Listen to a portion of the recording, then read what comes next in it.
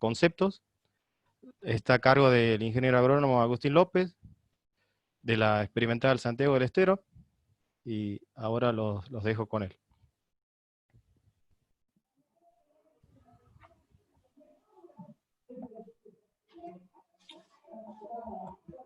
Para que no, buenas tardes, para que no me funciona ahora no me funciona el coso. ¿Cuál? Y me quedó clavada ahí la presentación. Movelo al mouse hasta la mitad de la hoja y hace un clic ahí. Ahí está. Qué grande, Rufo. Ahí está. Bueno, buenas tardes. ¿Y cómo hago para sacar las caritas? ¿Cuáles caritas? Ahí está. No, pues me No, tocó no, otro tranquilo, presentación. así es la presentación, tranquilo, tranquilo. Ahí está. Adelante, se ve perfecto. Bien, bueno. Bueno, buenas tardes. Ahí, poco la idea de hoy es hablar algo de conceptos sobre calidad de alimentos, por ahí repasar algunos conceptos que ustedes ya saben, reforzar otros y muchos de los conceptos que por ahí vamos a ver hoy en la clase del miércoles, en la charlita del miércoles y del viernes, por ahí van a ser interesantes porque vamos a ver un poco más la parte práctica. Estos por ahí van a ser conceptos más teóricos, pero por ahí el miércoles y el viernes van a ser, lo van a ver un poco más prácticos. Bueno, el contenido de la presentación va a ser conceptos sobre qué es a qué llamamos valor nutritivo, calidad de forrajes, cómo están compuestos la composición química de los forrajes, rápidamente, después cómo obtener muestras, qué criterios hay que tener en cuenta o qué cosas hay que tener en cuenta para hacer un buen muestreo, las determinaciones de laboratorio, algunas, no todas, sino las más importantes y por ahí las que a ustedes les puede llegar a servir, y algunos comentarios finales. Bueno, generalmente se habla de valor nutritivo y calidad de forraje en forma indistinta, pero tienen pequeñas diferencias. Cuando uno le empieza a analizar un poquito más, el valor nutritivo hace referencia a lo que es la composición química del forraje, en cuanto a su contenido, por ejemplo, a su contenido de proteína, a los componentes de la fibra, o sea, cuáles son la estructura de la pared celular de la parte del contenido celular, el contenido de lípidos, de energía, y otras características químicas de los forrajes. Pero tiene que ver más que nada el valor nutritivo con características químicas de los alimentos, ya sea forrajes u otro tipo de alimentos, ¿no? En cambio, la calidad del forraje, cuando uno habla de calidad, no solamente incluye el valor nutritivo, sino otras características que incorpora o abarca más precisamente, por ejemplo, el consumo y cómo también el animal utiliza esa energía, con la eficiencia que utiliza esa energía. Por lo tanto, la calidad del forraje es un concepto más abarcativo y refleja mejor la respuesta animal o el desempeño animal que va a tener el alimento o el forraje que nosotros estamos analizando. De hecho, la mejor forma de medir la calidad de un forraje es mediante el crecimiento, la ganancia de peso, la producción de leche que tienen los animales, ¿no? Bueno, respecto a la composición química de los alimentos, básicamente, como ustedes saben, si nosotros les sacamos hay distintos procedimientos, pero básicamente el que más se usa es mediante calor, o sea, con estufa. Si nosotros retiramos el contenido de agua, nos quedamos con la materia seca.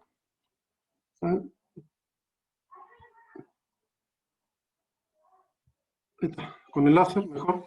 Si nosotros retiramos el contenido de agua, nosotros nos quedamos con la materia seca, que es el primer paso y es la característica a partir de la cual nosotros expresamos las características del alimento. Ahora bien, si nosotros a esa materia seca le restamos los minerales mediante incineración, ya vamos a ver un poquito las características, nos quedamos con la materia orgánica, que dentro de la materia orgánica nosotros nos encontramos con los hidratos de carbono, proteínas, lípidos, vitaminas, ácidos orgánicos. También hay dentro de, recuerden que ustedes por ahí en las proteínas o en los lípidos también hay ciertos minerales, pero digamos, la mayoría de los minerales están, se encuentran en las cenizas, ¿no? Por ejemplo, hay proteínas que tienen contenido de, bueno, obviamente nitrógeno, azufre, entonces hay pequeñas cantidades de minerales que están en otros ingredientes de la materia orgánica. Ahora, ¿cómo hacemos nosotros para determinar o qué criterios hay que tener en cuenta para obtener o caracterizar mejor o evaluar mejor un alimento o la pastura que nosotros estamos evaluando? Básicamente lo que hay que hacer es obtener una muestra que sea lo más representativamente posible del material que nosotros estamos evaluando.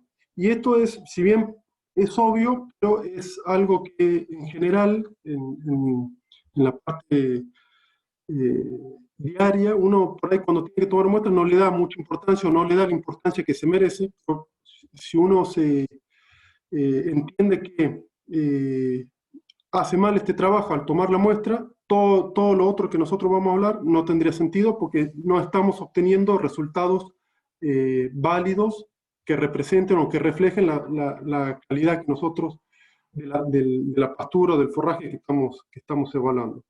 Entonces, básicamente, ¿cuál sería una muestra ideal? Bueno, que represente en forma idéntica el material a muestrear. Para eso nosotros lo que tenemos que hacer es colectar una cantidad de muestras suficiente para análisis, que en general, de acuerdo al tipo de análisis, pero con 500 gramos o 1 kilo, depende del tipo de análisis, es apropiada esa cantidad. No hace falta llevar 5 kilos al laboratorio. Después son cantidades mínimas que se utilizan en los análisis. Obviamente tiene que ser representativa. Y sí es algo importante prevenir cambios en composición una vez obtenida la muestra. No es lo mismo obtener muestras de un gato o de una pastura diferida, que por ahí los cambios que van a tener, que va a sufrir esa muestra, no van a ser tan significativos como si estamos mostrando un silo, ¿no? Entonces esas cositas hay que tener en cuenta, o por ejemplo, qué análisis nosotros estamos buscando, por ahí hay que tener ciertos recaudos en algunas situaciones particulares. Bueno, lógicamente, los pasos para obtener una muestra representativa va a depender de qué, en primera medida, del método de muestreo, la cantidad de muestras. Eso va a depender de qué es lo que estamos muestreando y de la superficie que estamos muestreando. Lógicamente que tenemos que obtener una cantidad adecuada de muestras. No podemos muestrear 200 hectáreas de una pastura y obtener, sacar del muestreo medio kilo, sino que tenemos que muestrear bajo un protocolo de muestreo, que en general ahora por ahí lo podemos hablar un poquito más, pero tenemos que obtener una cantidad suficiente de muestra, que se llama una muestra compuesta, para luego reducirla y llevar al laboratorio medio kilo o 1 kilo de muestra, ¿no? Pero tiene que ser la muestra original, la muestra compuesta tiene que ser lo suficientemente importante para que represente a la superficie que nosotros estamos muestrando. Bueno, esto es un poco lo que le decía, qué cosas o qué tenemos que tener en cuenta.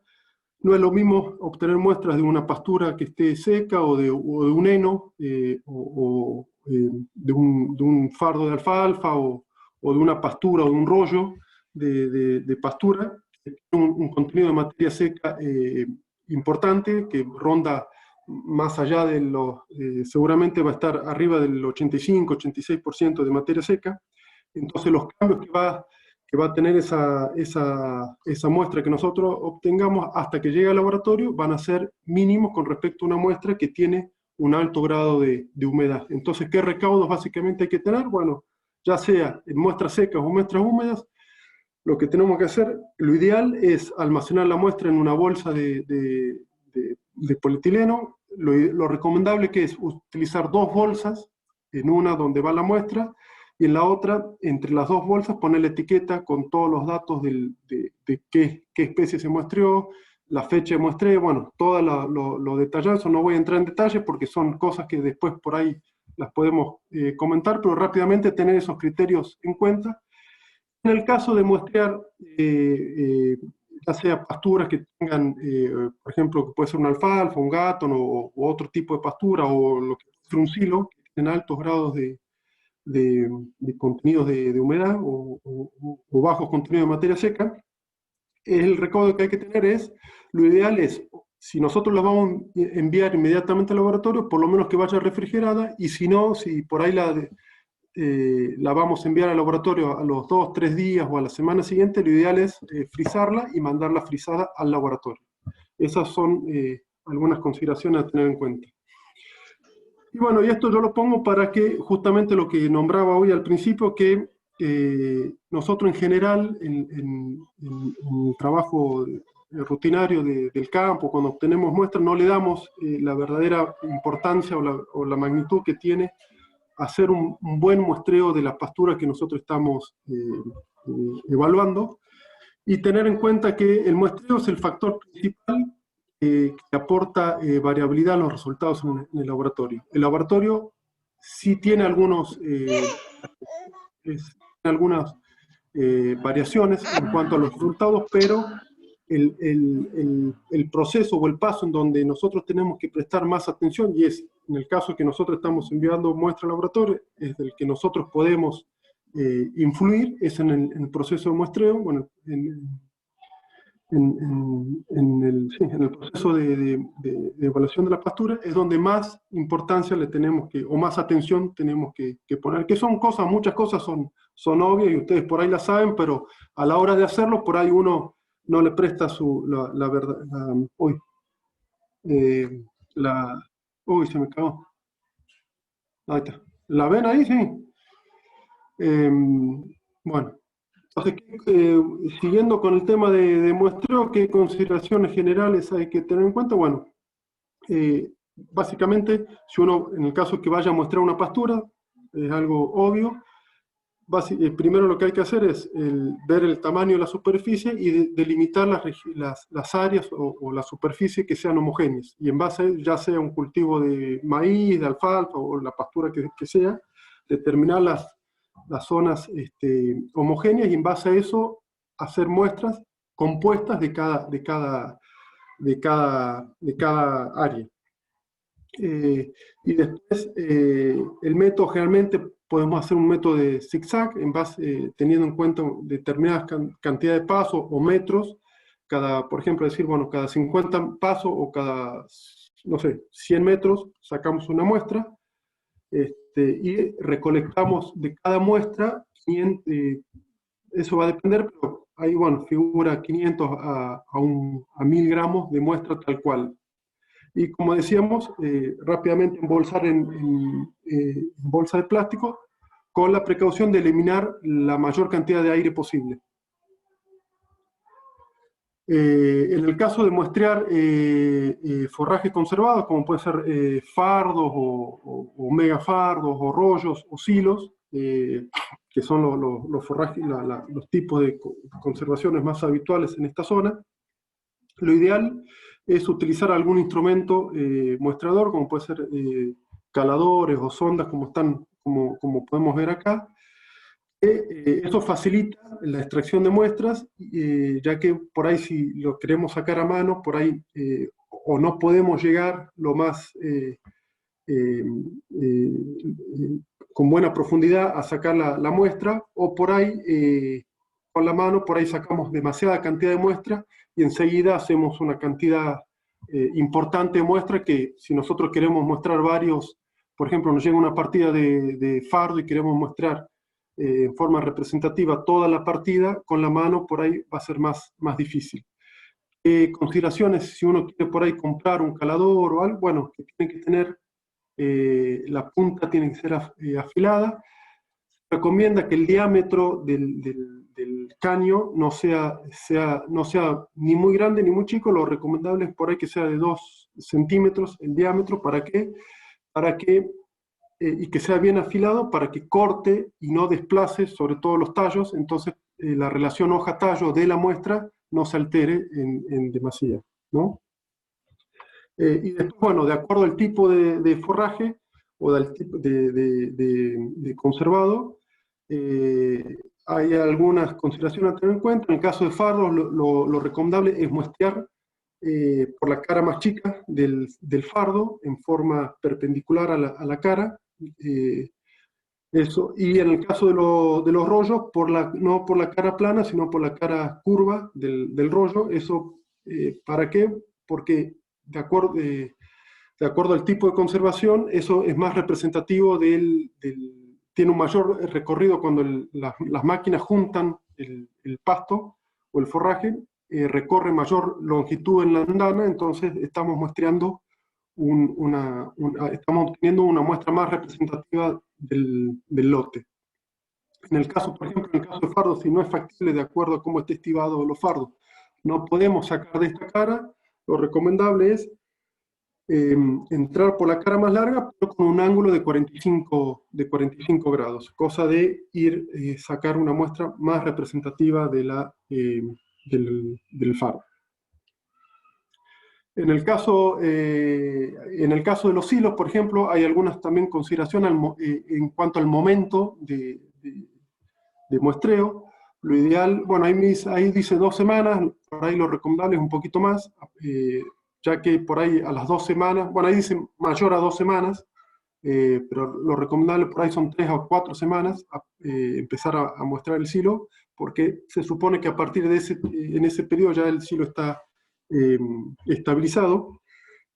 Y bueno, también ahí dice 6 partes, por ahí un poco mucho por silo. Esto hablando de lo que es un silo bolsa, por ahí con tres sitios de muestreo por bolsa estaría bien, es recomendable, pero no sacar lo que quiere expresar es que no sacar una muestra, sino al menos 3 por bolsa, ¿no? A lo largo de la bolsa, ¿verdad? Con respecto, esto también es algo obvio y por ahí ustedes ya lo saben. Al momento de cortar la bolsa, por ejemplo, si nosotros hacemos el muestreo de una bolsa, al momento de cortar la bolsa en los 3 sitios, lo recomendable es hacer un corte vertical, y esto sería una secuencia de lo que sería un sellado de los cortes, suponiendo que esta es la bolsa, el rectángulo, el corte con que entre el calador, o si no tenemos el calador y lo queremos hacer con la mano, un corte de 30 centímetros en forma vertical a la bolsa es adecuado. Y esta sería la secuencia. Lo que sí es muy importante es sellar ese corte. Y esta es la secuencia que, bueno, es algo gráfico, pero ahí tampoco son cosas prácticas que por ahí no se le da su importancia, su real importancia, y es muy común ver en los lugares donde se mostraron que se pierde una cierta, el material se empieza a oxidar por la entrada de aire. En el caso de los hilos aéreos, que por ahí son de mayor dimensiones, bueno, el criterio a tener en cuenta es muestrar por ahí en la cara del silo, de donde por ahí se está extrayendo el silo, no sacar el material que está en contacto directo con el oxígeno, o en el caso que estén comiendo los animales, no mostrar ese material, sino por ahí desechar ese material que está en contacto con el aire y mostrar el material, el silo que está un poco más adentro, y teniendo en cuenta que no hay, bueno, acá dice 2,5 metros o 60 centímetros, haciendo referencia a que no muestrar material que esté próximo a la superficie del silo. Esos son los criterios que hay que tener en cuenta. Con respecto al muestreo de forraje, bueno, hay muestreos que el más común es el corte a mano, hand plucking, que eso generalmente tiene sus ventajas, que no requiere mucho instrumental, salvo ganas de cortar, muchas ganas de caminar el lote y bolsas, no más que eso. Y después, a modo experimental, también se puede mostrar con animales mediante la utilización de animales con fístula, ya sea esofágica o ruminal, que yo lo pongo para que tengan en cuenta algunos criterios a la hora de mostrar mediante el corte, porque difícilmente todos tengan en el campo, digamos, animales con fístula, no tiene sentido, pero yo quería mostrar esto porque hay metodologías que indican que los animales, cuando se muestrea con la calidad del forraje que consumen los animales, con animales, en este caso esto es un ensayo que se hizo hace unos cuantos años, hay una metodología que si quieren después les cuento, no viene muy al caso, pero lo que se hace es que el animal come y se saca muestras directamente del rumen del animal. Esto, ¿para qué? Porque se observa que los animales consumen o seleccionan, lógicamente seleccionan las partes de la planta de mayor calidad, en este caso hojas. Esto es un ensayo que se hizo hace unos cuantos, en el 2000, creo que fue el 2008 o 2009, donde se mostró una pastura de Gatton. Las barritas negras hace referencia al corte o al handplucking, al corte manual de la pastura, y las barritas blancas son las muestras que se obtuvieron del rumen de los animales. Y como pueden ver, el primer gráfico, este de acá, es con respecto a la proteína bruta. Fíjense que en todas las épocas de muestreo, que fueron desde diciembre a marzo, en la época de crecimiento del Gatton, el contenido de proteína que recolectaba o que consumía el animal era bastante más alto que el que fue muestreado a mano, ¿no? Lo mismo sucedió con la digestibilidad. La digestibilidad de las muestras recolectadas mediante el rumen de los animales fue bastante más alta que las recolectadas a mano. Yo esto lo pongo y se los quiero transmitir con el objetivo no que se compren un fistulado y salgan a mostrar la pastura, sino que a la hora de mostrar una pastura tienen que conocer qué estrato, sobre todo en las pasturas megatérmicas, que tienen una heterogeneidad vertical mucho más marcada que por ahí otras pasturas, o sea, la calidad varía mucho desde los estratos inferiores a los más altos, entonces tienen que estudiar un poquito cómo está comiendo el animal y qué estrato está comiendo el animal. De nada serviría sacar una muestra a mano, cortada al ras del suelo, si el animal, nosotros estamos haciendo un pastoreo y estamos sacando los animales cuando el Gatton tiene 25 o 30 centímetros. Entonces nosotros estamos metiendo mucho material lignificado, seguramente, que no va a representar, no va a ser una muestra representativa de lo que están comiendo los animales. Entonces, un poco esto era para que quede expresado o tener en cuenta a la hora de muestrar esos criterios. Entonces, el corte a mano, tener en cuenta que generalmente subestima la calidad del pasto que nosotros estamos evaluando. Básicamente acá, bueno, tener en cuenta que el corte puede ser total o parcial. Esto no es muy importante, pero bueno, un corte total sería cuando nosotros por ahí estamos muestreando un lote que está haciendo, se está cortando para hacer una nidificación, una enfardada o una enrollada de Gatton o un silo, donde se corta toda la superficie y por ahí nos facilita obtener muestras más representativas. Y un corte parcial es cuando nosotros seleccionamos áreas mediante, por ejemplo, el método del zigzag, en donde uno determina una cantidad de muestras que nosotros vamos a ir sacando en la superficie que queremos mostrar. Entonces, bueno, una vez obtenida la muestra, ¿qué determinaciones básicas son las que hay que, o generalmente es las que se piden en el laboratorio? Lógicamente, materia seca, que hay En el laboratorio hay dos materias secas, que es una la de 60, que es la primera materia seca que se hace, para extraer todas las muestras, que eso ustedes en el campo también la pueden hacer. Si no tienen estufa, la pueden hacer con microondas.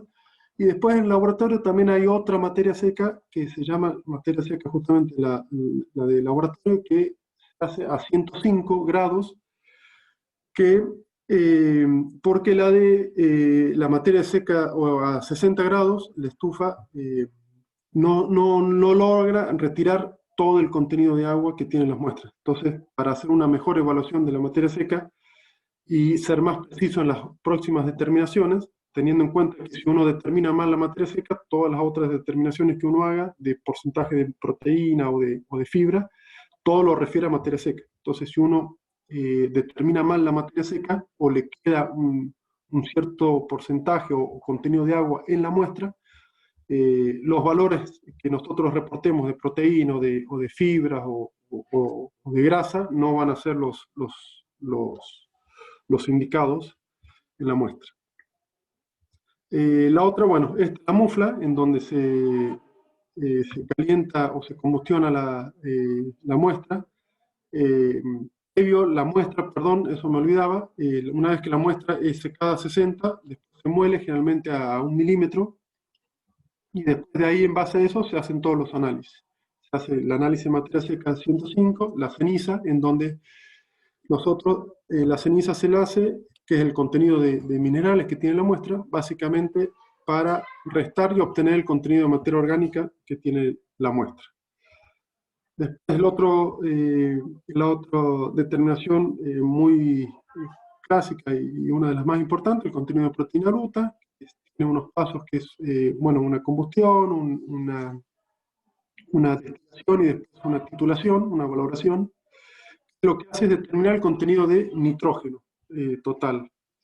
Y después se lo pasa, en realidad la técnica lo que determina es el contenido de nitrógeno total, no de proteína. Después se considera que las proteínas tienen un 16% de nitrógeno, entonces multiplicando por 6,25 obtenemos el contenido de proteína bruta. Y después, bueno, tenemos la fibra, que hay distintas metodologías. En el caso de los rumiantes, de la parte de nutrición de rumiantes, lo que más se utiliza es el sistema de detergentes de Van-Sus, que lo que hace es determinar mediante la utilización de detergentes neutros y ácidos la FDN y la FDA. Ustedes ya seguramente lo conocen. La FDN es la fibra de detergente neutro, la FDA es la fibra de detergente ácido. El primero básicamente está compuesto por celulosa, hemicelulosa, lignina, algo de proteína ligada a la fibra, y algunos y minerales, ¿no? Que por ahí se puede expresar. Eso hay que tener en cuenta también, porque hay muchas formas de expresar la FDN. A veces por ahí no se especifica bien si, por ejemplo, la FDN es libre de ceniza o no. Bueno, en algunos casos se puede pedir libre de ceniza. Y la FDA básicamente es celulosa y lignina con algo también de proteína ligada a la lignina. Y después, bueno, la otra determinación también que es bastante común de pedir es la energía, que esto, bueno, es una bomba calorimétrica, pero en general la energía se obtiene mediante fórmulas de acuerdo a las determinaciones anteriores. Por ahí, de acuerdo al FDA o a la digestibilidad, se estima el contenido de energía de la muestra. ¿De qué nos sirve básicamente las determinaciones? Es para, por ejemplo, particionar los carbohidratos. Nosotros, sabiendo algunas, mediante las determinaciones que les mencionaba y otras más, podemos particionar los carbohidratos, que los carbohidratos, como ustedes saben, es la fuente de fibra, la fuente de energía, perdón, más importante de los rumiantes. Esta clasificación tiene en cuenta básicamente, o se realiza en base a la estructura y a las características nutricionales de los carbohidratos, todo lo que forma el contenido celular, que son ácidos orgánicos, que los ácidos orgánicos, si bien no son carbohidratos, pero están muy relacionados en cuanto a su comportamiento a los azúcares solubles.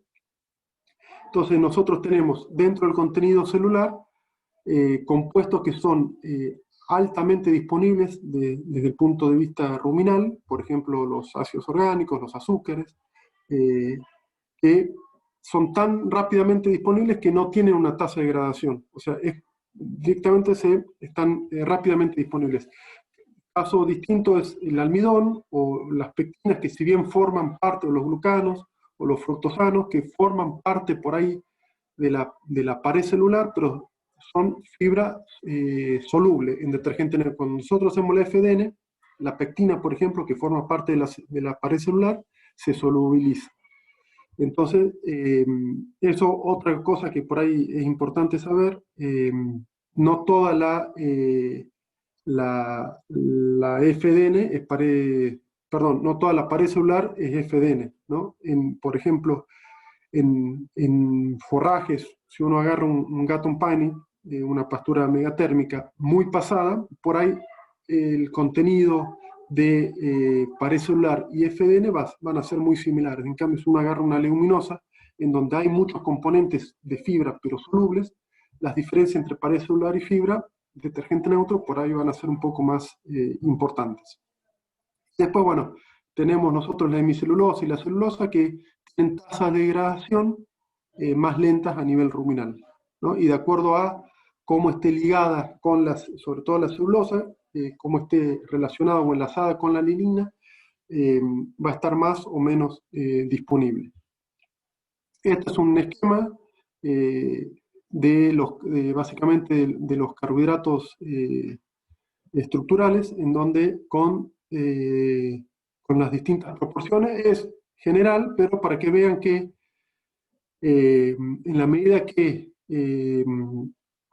la célula, hagan de cuenta que esto es una célula de una pastura, de un forraje, en la medida que la célula comienza a tener crecimientos de pared primaria y engrosamiento, sobre todo de la pared secundaria, el porcentaje de lignina en la pared secundaria empieza a ser mayor. Por eso es que mucho de la caída en la calidad de las pasturas se debe a procesos o cuando la tasa de engrosamiento de la pared celular secundaria empieza a volverse, se empieza a incrementar, se empieza a volver importante. Y esto sobre todo sucede mucho en las pasturas megatérmicas, que es lo que tenemos muy comúnmente se encuentran acá en esta zona, ¿no?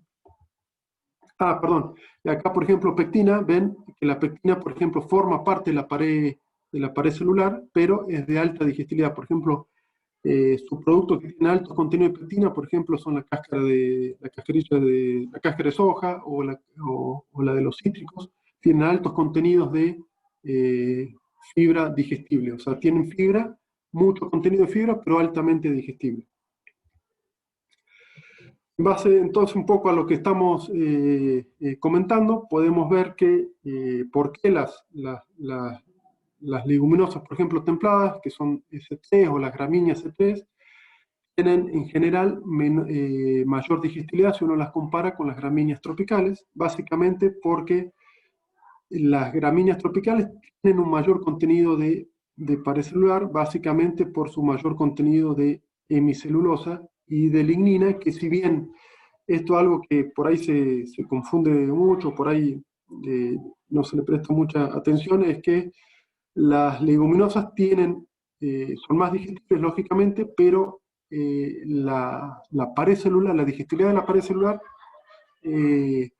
con respecto a las gramíneas, no es tan distinta su digestibilidad. Lo que pasa es que tienen menor contenido de pared celular, tienen menor contenido de hemicelulosa. Por lo tanto, a igualdad de contenido de lignina, en general, en un todo, la digestibilidad de las leguminosas es mayor. Con respecto a la proteína, también es importante mencionar que, lógicamente, no toda la proteína es igual. Cuando uno nombra o menciona que tal producto o tal alimento o tal forraje tiene un determinado contenido de proteína, tenemos que entender que esa proteína, parte de esa proteína bruta, va a estar disponible en rumen y parte va a ser proteína no degradable en rumen. lo cual tiene, como le va a explicar Olegario el miércoles, tiene su importancia a la hora de, por ejemplo, suplementar o corregir una pastura que tiene déficit de proteína. No es lo mismo utilizar un subproducto proteico que tenga altos niveles de proteína degradable en rumen o altos niveles o mayor contenido de proteína no degradable en rumen. Y básicamente, bueno, la proteína degradable en rumen también, acá esto es nitrógeno no proteico, o sea, recuerden que los rumiantes pueden utilizar urea, por ejemplo, que es un nitrógeno que es de alta disponibilidad, eso se hidroliza en amoníaco en rumen, y las bacterias pueden utilizar ese amonio para sintetizar proteína microbiana.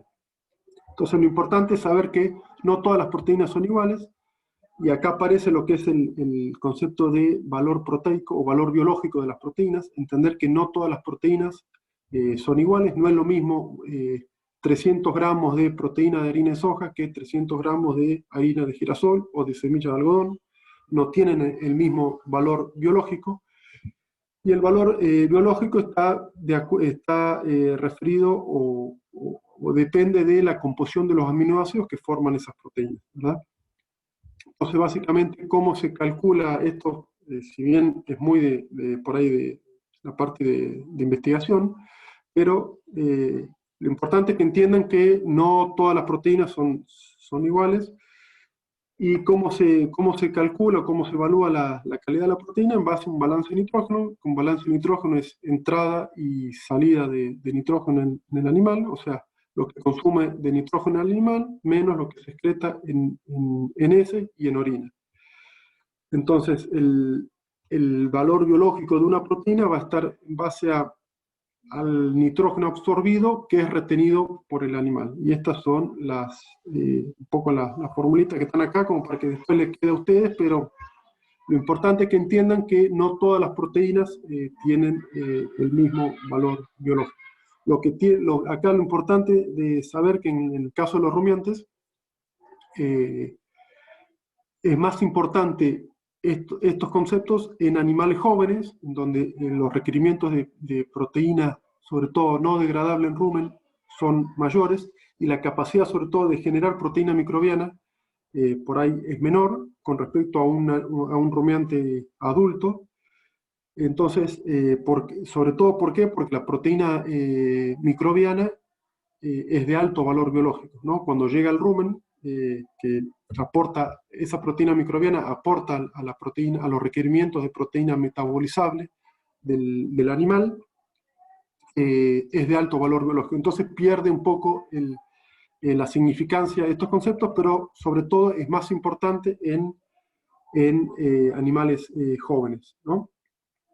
Otro concepto importante es el de fibra efectiva, que si bien esto no es tan, valga la redundancia, importante cuando trabajamos con dietas o en pasturas, porque tenemos un exceso de fibra, pero sobre todo en lo que es un concepto que se utiliza mucho en lechería y cuando hacemos raciones TMR, o sea, totalmente mezcladas, porque los animales, recuerden que tienen un requerimiento de fibra efectiva. Acá hay dos conceptos que generalmente se tienden a confundir, pero uno es el de fibra efectiva y otro es el de fibra físicamente efectiva. El concepto de fibra efectiva es un concepto un poco más amplio, que no solo tiene en cuenta características físicas de las partículas, sino también la capacidad base, la tasa de degradación de la fibra. En cambio, la FDN o la fibra físicamente efectiva relaciona más el tamaño o se ocupa más del tamaño de las partículas de la fibra, que tienen un potencial de generar o de estimular la masticación en el animal. Y eso hace que, obviamente, aumente la saliva en el animal y mantenga un pH por arriba de un valor umbral mínimo que evite problemas de acidosis. Básicamente, los requerimientos de fibra físicamente efectiva En dietas, estas son dietas, serían dietas concentradas. En general se habla de nosotros entre un 7, un 10% en dietas de terminación o dietas con alto contenido de grano, estaríamos manteniendo mantendríamos un rumen sano. Y para maximizar la digestión de la fibra, por ahí los valores de fibra son un poquito mayores, y alrededor de un 20%. Y esto, ¿cómo se determina básicamente la fibra efectiva? Utilizando el separador de partículas. Después, si quieren, lo podemos comentar un poquito más, pero es un elemento bastante sencillo de utilizar, que nos da mucha información, sobre todo cuando utilizamos raciones, hacemos nosotros nuestras raciones, ¿no? Con varios ingredientes. Otro concepto importante que hay que tener en cuenta es la digestibilidad, que la digestibilidad hace referencia a la disponibilidad de los nutrientes que entrega el alimento hacia el animal. Básicamente la digestibilidad es de lo que consume el animal, lo que puede absorber, o sea, es todo el alimento menos lo que aparece en las heces, y es lógicamente como vamos a ver ahora, es un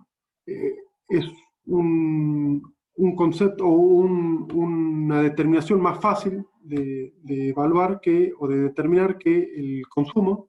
Hay varias técnicas para evaluar. La convencional, que esto de vuelta es muy por ahí del ámbito de la investigación, pero la convencional es mediante protocolos de ensayo en donde los animales están generalmente estabulados y se hace recolección, se mide el consumo, se hace recolección de heces, tienen sus ciertos protocolos, requerimientos de animales, cantidad de animales por dieta para evaluar.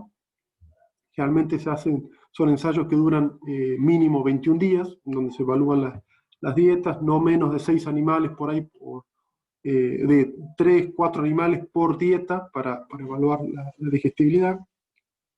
Otras técnicas que son los marcadores. Yo no quiero entrar mucho en detalle por el tiempo, pero el tema de marcadores es otra técnica que no solo que permite también medir la digestibilidad, y por ahí se desarrollaron los marcadores sobre todo para situaciones en donde el animal está pastoreando o está consumiendo una pastura, en donde es difícil evaluar el consumo. Entonces nosotros, sin saber el consumo, podemos determinar la digestibilidad de lo que se está consumiendo.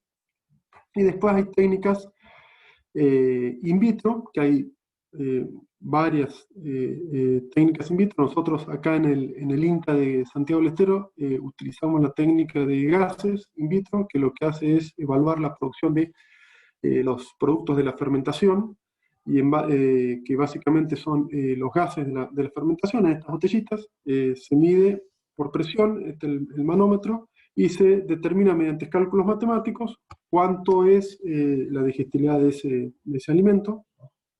Y esto también, una de las ventajas que tiene es que permite evaluar o observar la cinética de degradación de los alimentos, ya que por ahí hay alimentos que tienen tienen digestibilidades iguales, pero tasas de degradación distintas. Entonces, a igualdad de digestibilidad, un alimento que se degrade más rápido, por ahí el consumo de ese alimento va a ser mayor. Otra técnica que también nosotros por ahí la empleamos a nivel de ensayo, de investigación, es la técnica in situ, en donde se colocan estas bolsitas en el rumen y se van sacando, o hay distintos protocolos, pero básicamente la idea cuál es poner bolsitas y a determinado horario se van sacando y se va pesando, son métodos gravimétricos, donde se va evaluando cuánto queda del sustrato o del alimento que se está evaluando. Entonces también permite no solamente saber la digestibilidad de ese alimento, sino la tasa de degradación. Ahora bien, ¿para qué? Esto por ahí es obvio, pero ¿para qué evaluamos los alimentos? Básicamente para hacer una formulación adecuada y un balance de dieta lo más adecuado posible, y también para tener una predicción de la respuesta animal que podemos llegar a tener con ese alimento o con esa pastura, ¿no? Esto es para que ustedes por ahí entiendan, cuando nosotros, por ejemplo, determinamos, la FDN está muy relacionada a lo que es el consumo, o determina mucho, es una característica que está muy correlacionada con el consumo del alimento que tiene el animal, pero va a depender de la concentración que tenga ese alimento. Y básicamente, como ustedes ya saben, el animal o los rumiantes regulan, resumidamente, hay dos métodos de regulación de consumo, una que es la física o por llenado, y la quimiostática. Entonces, cuando el contenido cuando el animal se encuentra en una situación de regulación quimiostática, en la medida que que el alimento aumenta la concentración de FDN o la ración aumenta, el contenido o el consumo de alimento va a aumentar.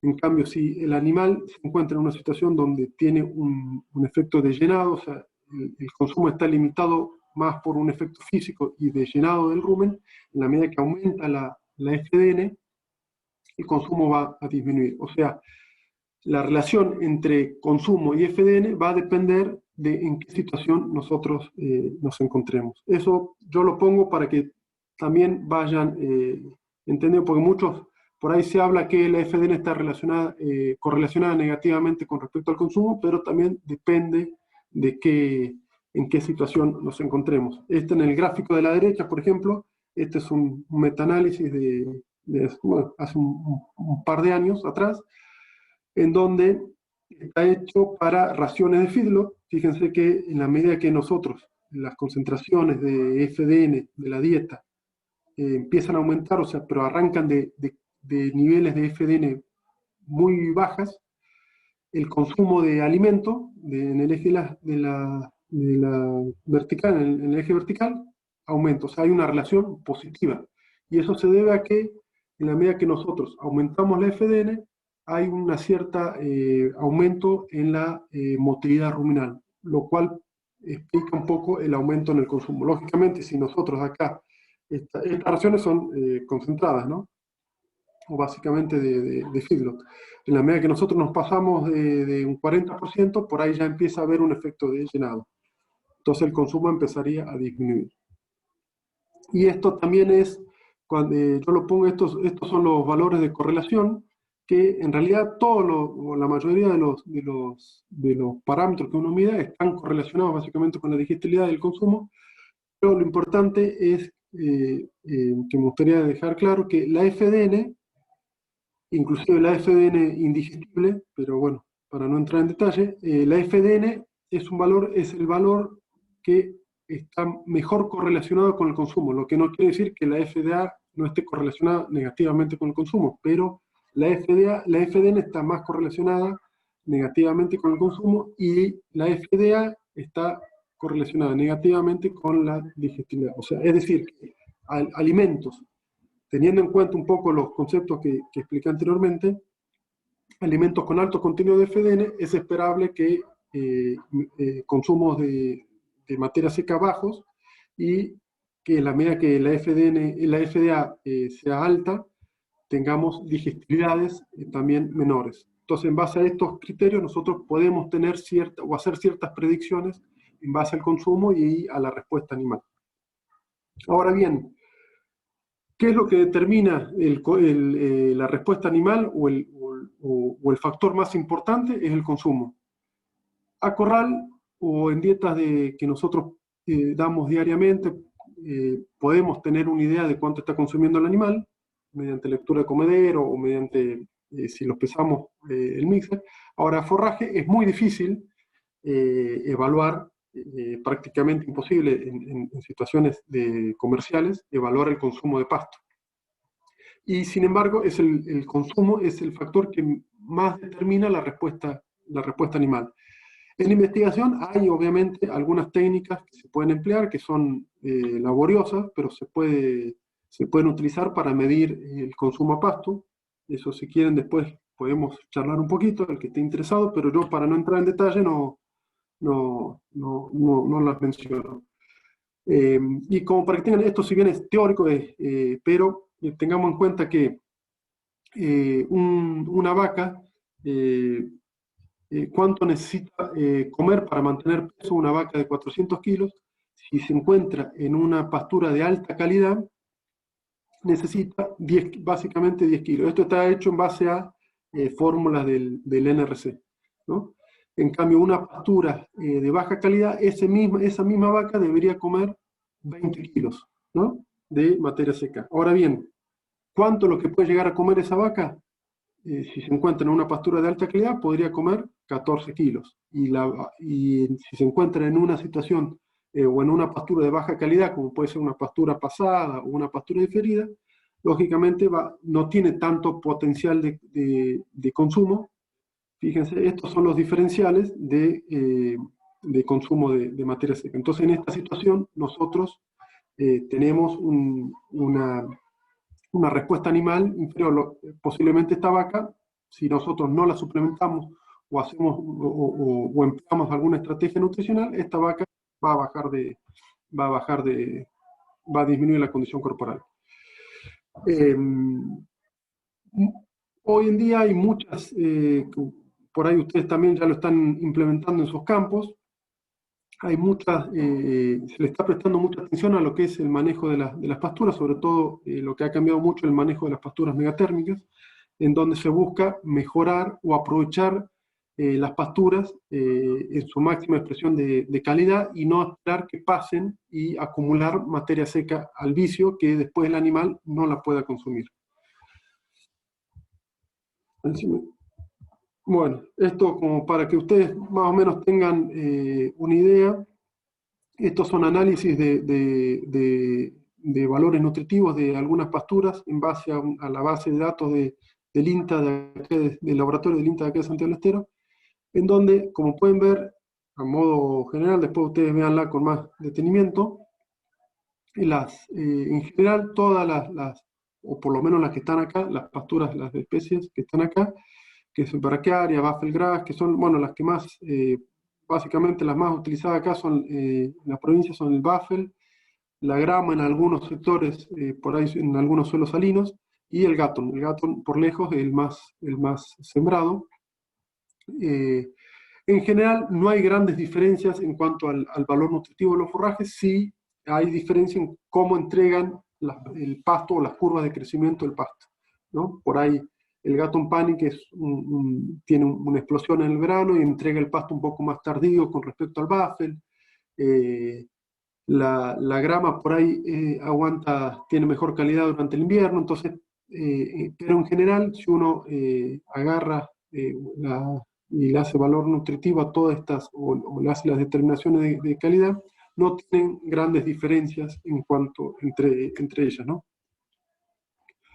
Bueno, esto como para tener una idea de qué es lo que básicamente, estos son conceptos que por ahí lo van a ver, yo lo pongo porque lo van a ver, lo van a tener que tener en cuenta para el miércoles, que las megatérmicas en esta zona, básicamente uno de los que tienen valores muy extremos entre el invierno y el verano. Fíjense que en invierno es muy normal encontrar pasturas con contenido de proteína menor al 5%, contenidos de fibra, básicamente de FDN de 75% o más, de FDA por ahí 45, 50% es muy normal encontrar, y eso lógicamente lo que hace es limitar el consumo de pasto. Y si nosotros acá no suplementamos, que eso lo va a explicar Olega en la clase, Olegario, en la clase siguiente, es muy normal esperar, sobre todo en las recrías,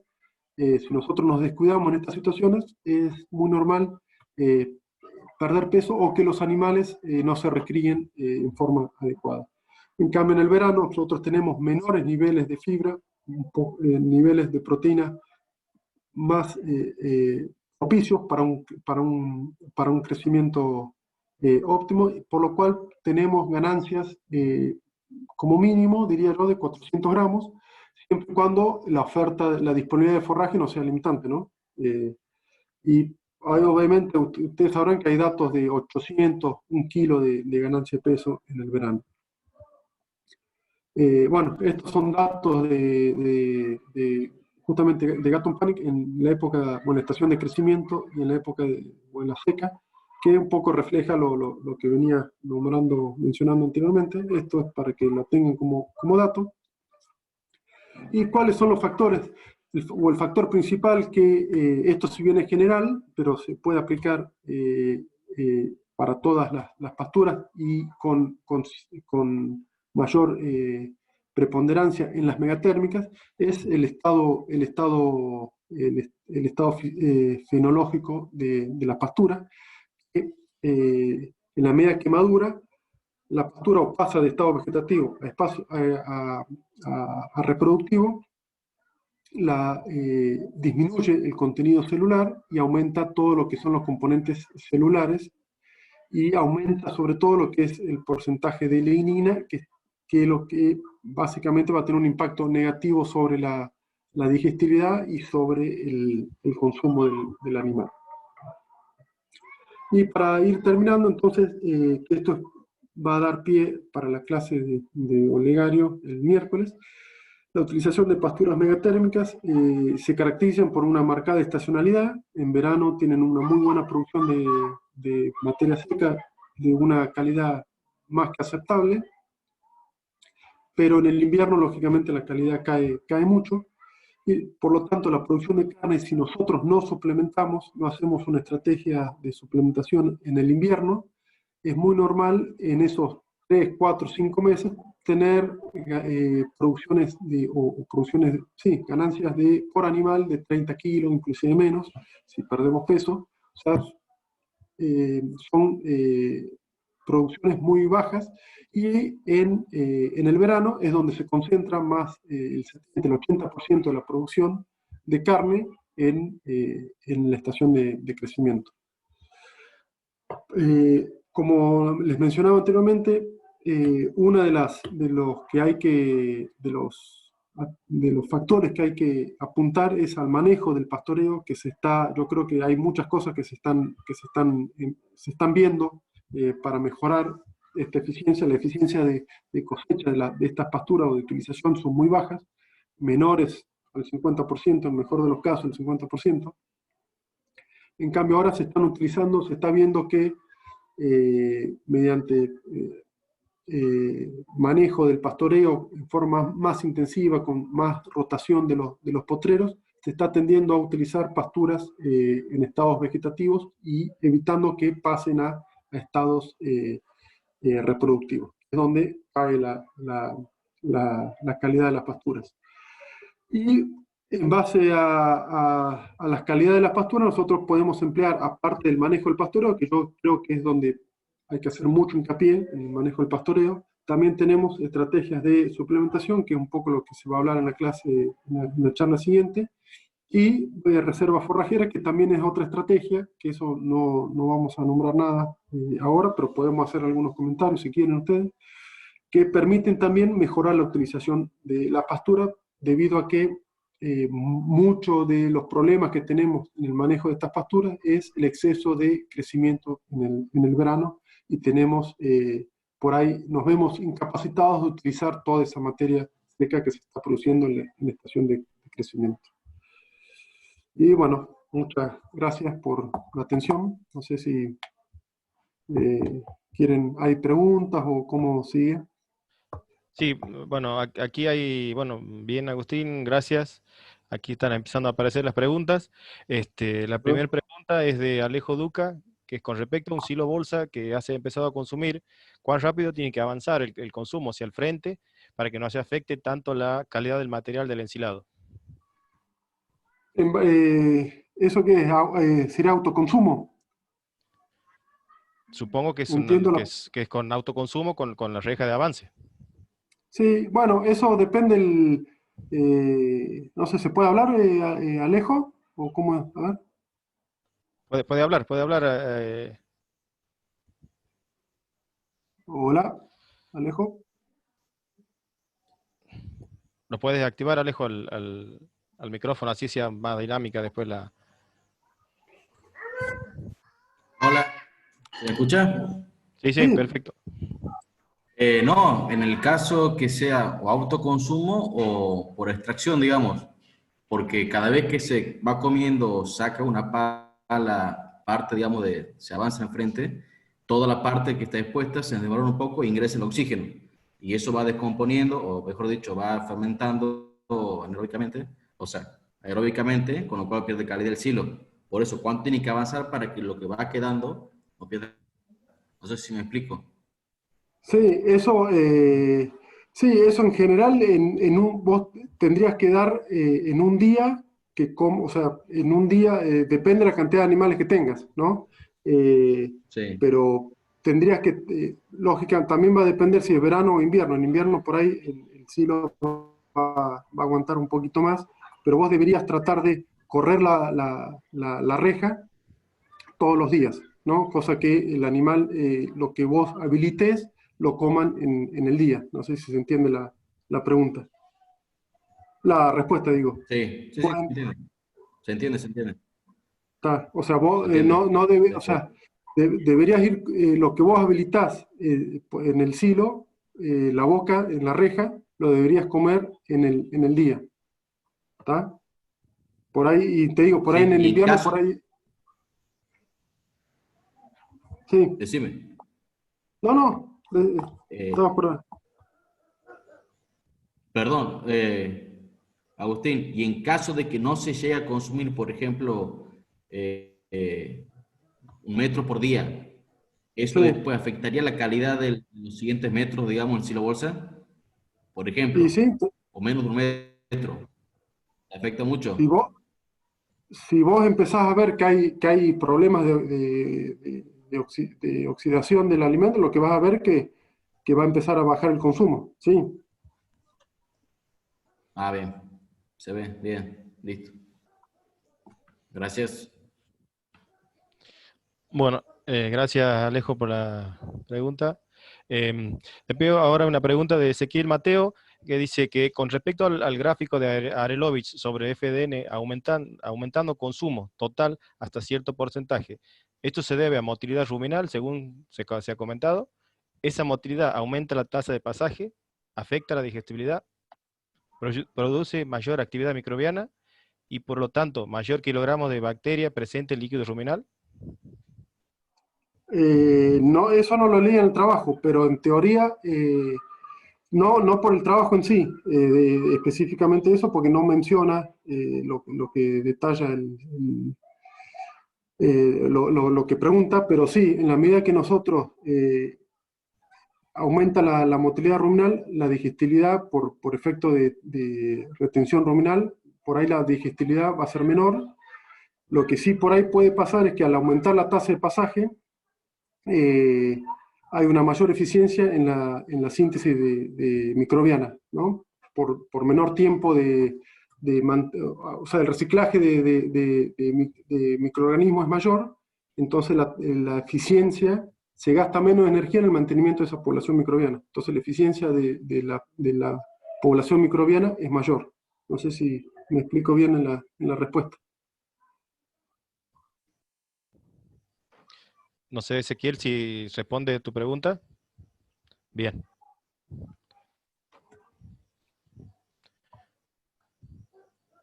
¿Alguna duda más? Sí, Alejo. Puedes hablar si quieres, así sea más cómodo y más dinámico. A ver, te habilito. Sí, mejor. Ahí está. Por ejemplo, ahí había un gráfico con datos de Ashoki que no estaban publicados respecto a la calidad de la pastura en sí, cuando era corte, que era mucho menor, a cuando era la dieta seleccionada por animal, ¿sí? Sí, Para medir eso en animal con fístulas o el animal es fistulado, digamos. ahí se me cortó. ¿Cómo decías? ¿Cómo se hizo para medir? Había sí, la dieta del animal, claro, la dieta que comía el animal. Tenían Sí, fístulas. Claro, ahí lo que se hace es, no sé si se acuerdan de la foto, que creo que es lo que me preguntás vos, Alejo. Eh, Había Sí, unos tachos de 200 litros. Ahí lo que se sí. hace es vaciar todo el rumen de los fistulados, o sea, se saca todo el alimento, la parte líquida también, todo, y o sea, quedan vacíos de rumen. Y eso se llevan al potrero que se quiere evaluar, la pastura, y durante 20 minutos esos fistulados están comiendo esa pastura. Y después se los trae y se saca una muestra de lo que consumieron. Y digamos, esa sería la muestra. O sea, el animal hace el trabajo nuestro de mostrar la pastura, ¿no? No, ¿Por qué 20 minutos y no por ahí una hora? Porque por ahí, de acuerdo a los estudios, se observó que más de 30 minutos el animal ya empieza por ahí a regurgitar el alimento y empieza a contaminar más el alimento con saliva y bueno, modifica un poco la estructura o modifica los resultados. En cambio, con 20 minutos el animal lo que hace, come, traga y nosotros después a los 20 minutos metemos la mano y sacamos la muestra para después llevarla al laboratorio, ¿no? Y hacer todos los análisis que, que se requieren. No sé si esa es un poco la respuesta, pero es un sí, protocolo que por eso es que el animal, por eso siempre, cuando uno puede, sobre todo también cuando tiene sus ventajas y sus desventajas con respecto a, obviamente, al corte manual y a la utilización de animales con fístula esofágica, pero el animal lo que hace es seleccionar las partes de la planta que sobre todo en las pasturas megatérmicas es más importante porque son más heterogéneas en cuanto a su calidad, entonces selecciona más hojas. Cuando nosotros vamos y cortamos a los 20 centímetros o al ras del suelo, cortamos y metemos todo en la bolsa. Entonces, lo que yo no es para que ustedes vayan y hagan fistulado y digan, no, hay que salir a mostrar con fistulado, sino es para que tengan en cuenta y tratar a la hora de muestrear que imiten por lo menos el estrato que está consumiendo el animal, ¿no? Es un poco el mensaje que quería dejar. perfecto. Gracias. Sí, otra cosa que es importante es la altura a la que por ejemplo, si yo quiero medir oferta forrajera, lo importante es a qué altura cortar. Corto al ras, corto a 20 centímetros, corto a la altura del puño. Bueno, al ras no te conviene porque no estarías estimando la- la oferta real de forraje que puede consumir el animal, porque la vaca está probado por un montón de estudios, muchos estudios de los 50 más o menos, que come hasta cierta altura, a diferencia de la oveja que come hasta el ras del piso. Entonces, si nosotros estamos trabajando con bovinos, tenemos que simular o muestrear y estimar la producción de forraje a partir de la altura que el animal puede comer o tiene el hábito de consumo. Obviamente que si es un lote con muy baja oferta forrajera y tengo una sobrecarga, van a comer hasta el ras del piso. Eso no hace falta que les cuente, pero en condiciones normales, eh, come hasta cierta altura, que es más o menos 20 centímetros, 15, 20 Perfecto. centímetros. Y pues otra consulta. ¿Sí? En caso de ese estudio en particular, ¿tienen, digamos, por ejemplo, en un lote de superficie X que está destinado para tantos animales, tiene el consumo diario para ver, o sea, me refiero a la calidad diaria, para ver cómo el comienzo, la calidad al principio y al final, cuando ya empieza a comer más tallo, con menos digestibilidad, a ver cómo evoluciona esa calidad, o pérdida de esa calidad, mejor dicho? No, o sea, si se hizo el seguimiento de la pastura, no, ahí lo que se hizo fue, en el momento que se largaron los animales, también estaban, que yo no lo hice, ¿no? Lo hizo José, se muestreaba manualmente, digamos, entonces se comparaba el muestreo por fistulados y en forma manual, pero no se hizo la curva de calidad durante la etapa de crecimiento de la pastura. Eso Ah, no. bien, Y bien, tampoco se bien. evaluó consumo, solo era calidad. ¿Listo? Gracias.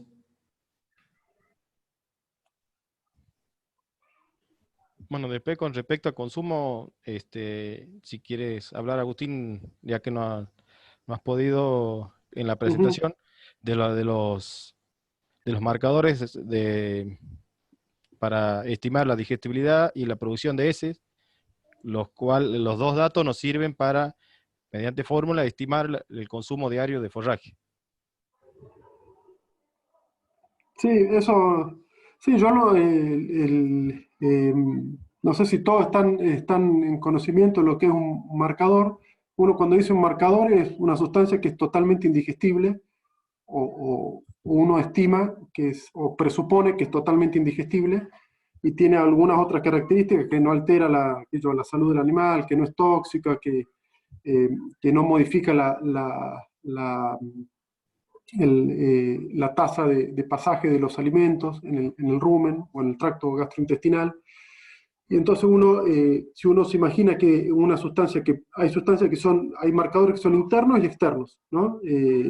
Entonces, internos significa que están dentro del alimento. Por ejemplo, un marcador interno es cuando ustedes veían la fibra, la FDN, bueno, en esa FDN hay ceniza que está ligada a la fibra, que es totalmente indigestible. Entonces, esa ceniza, que se le llama ceniza indigestible, la podemos utilizar como un marcador, ¿no? Que es un marcador interno porque está dentro del alimento. Los marcadores externos son marcadores que justamente son externos y nosotros se los tenemos que dar al animal para hacer la medición que queremos medir o que queremos realizar. Entonces, para hacerlo sencillo, porque por ahí es difícil así sin poder escribir, pero un marcador, por ejemplo, si nosotros damos 20 gramos de un marcador, yo voy haciendo acá los números si no me pierdo, 20 gramos de un marcador por día, esos 20 gramos, el protocolo es, durante varios días tenemos que dar ese marcador para que se estabilice en el tracto gastrointestinal del animal. Esos 20 gramos, una vez que esté estabilizado, si nosotros pudiésemos juntar toda la bosta del animal, deberíamos, y medimos el marcador, deberíamos encontrar esos 20 gramos en toda la bosta. Como nosotros, sobre todo a pastoreo, no lo podemos hacer, entonces lo que hacemos es sacar muestras con la mano, directamente del recto del animal, muestras puntuales de materia de heces, materia fecal. Y determinamos la concentración de ese marcador en 100 gramos de muestra de heces. Entonces, después, si decimos que teníamos que encontrar 20 gramos de marcador en las heces, y encontramos 2 gramos, por ejemplo, por regla de 3 simple, por ahí ya determinamos podemos estimar qué producción de heces tiene el animal. No sé si se entiende un poquito eso, pero una vez que nosotros estimamos la producción de heces, la digestibilidad del alimento nosotros ya la podemos determinar en el laboratorio utilizando muestras obtenidas a mano, que tenemos que tener la precaución de ser bien precavidos en tratar de imitar lo que está consumiendo el animal para que la muestra sea lo más representativamente posible de lo que está consumiendo el animal, o utilizar estas técnicas que nosotros le decíamos de utilizar fistulados, ya sea ruminal o de esófago, para obtener muestras. Y en laboratorio, estimar mediante técnicas in vitro la digestibilidad. Entonces, si nosotros tenemos la cantidad de heces estimadas por marcador y la digestibilidad o la indigestibilidad del alimento, nosotros podemos determinar el consumo del animal. Es un poco lo básico de los marcadores, ¿no? No sé, capaz que dice un bodrio, pero es difícil explicarlo así. Pero básicamente un marcador es una sustancia indigestible que se usa para medir, para estimar la producción de heces, o podemos estimar la tasa de pasaje del animal, ya sea de la parte líquida o de la parte sólida, o el consumo. No sé si hay alguna pregunta al respecto, pero capaz que los confundí más que lo que aclaré.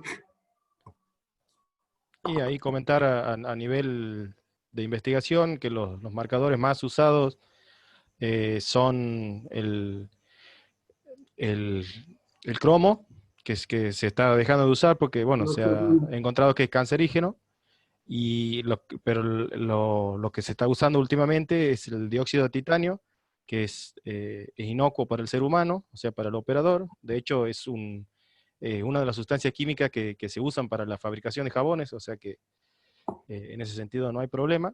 Y bueno, de hecho, en muchos de los ensayos que quizá vamos a mostrar el miércoles, se usa como marcador para estimar la producción de heces el dióxido de titanio,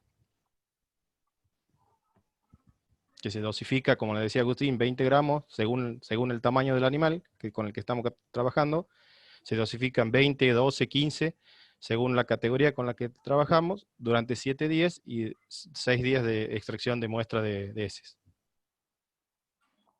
Después se hace un pool, o sea, una mezcla de la bosta, digamos, extraída diariamente, y se analiza en laboratorio.